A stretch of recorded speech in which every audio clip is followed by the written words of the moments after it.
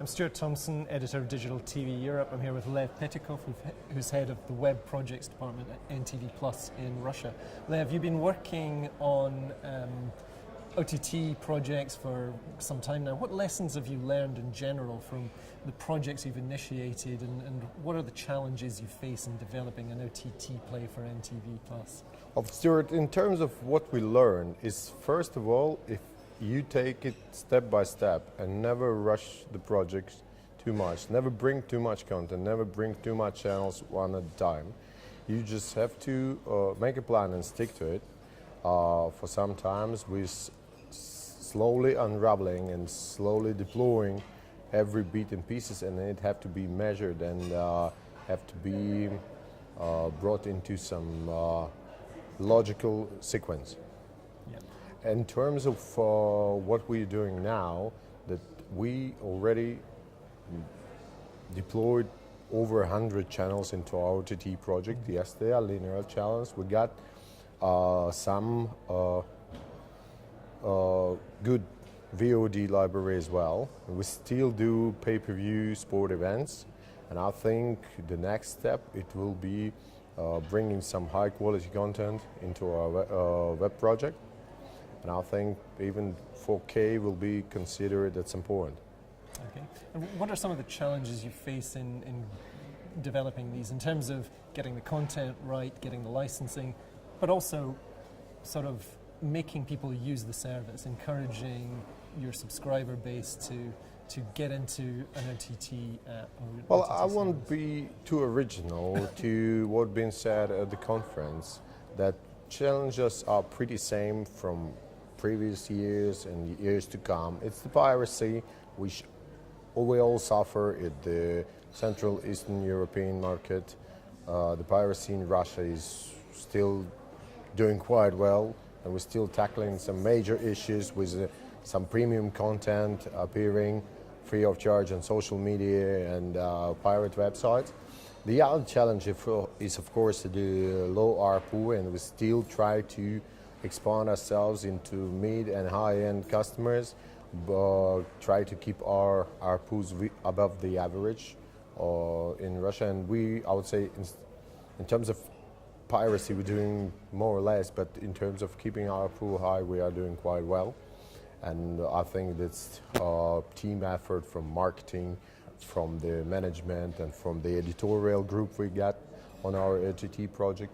But it also the search of the new content, new opportunities, and some kind of the out-of-the-box thinking, and of course partnership.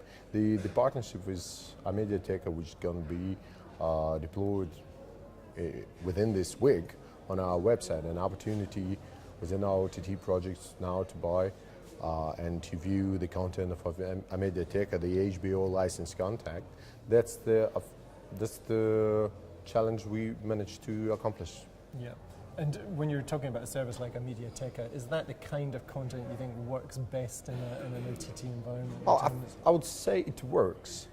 We try to keep our options open with the sport, yeah, with the HBO content, with local content. We got some significant library of Russian-produced criminal drama series, and it haven't been going as we expected, but I think at some point it definitely will click, and we're definitely gonna capitalize on this success as well. So we can say we got it all. We got linear, we got VOD library, we got HBO content, we got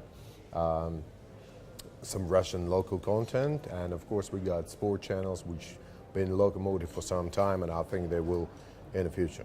Yeah, sport is still key to our business, definitely. We were the first one to make sport pay TV online successful, and we still keep this role, because when it comes to movies, TV series, there are some major players on the Russian market who have the experience, who've been successful OTT projects for some times, and the movie niche, it's crowded. But sport, it's completely different stories. The piracy, the only competitor we have, and of course free-to-air TV, because we we suffer. We understand the needs of sport being free to air, but we still try to bring as much premium content to our viewers as possible as a pay TV operator.